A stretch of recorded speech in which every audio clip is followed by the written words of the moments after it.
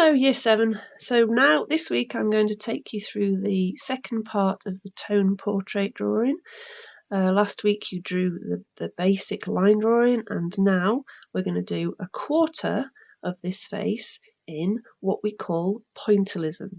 Pointillism is about creating tone with dots. First thing I want you to do is divide your portrait into 4 sections. Now you can see here that I've divided mine down through my nose and then across the bridge of my nose. You can divide it how you want, but you need to have a general, lots of different tones in each one of your sections.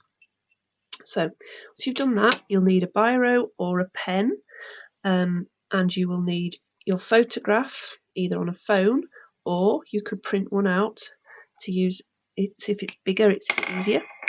So remember to stick to just this one square, this 1/4 of the portrait.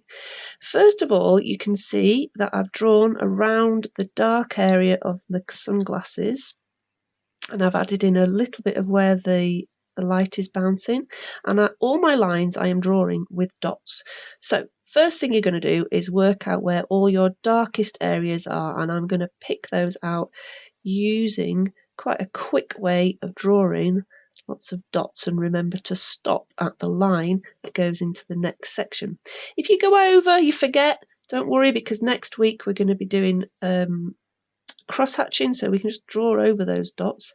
So the next thing that I'm going to draw around is the hairline. Now on my picture I can only see a very, very dark hairline, so I'm doing this to draw around that shape.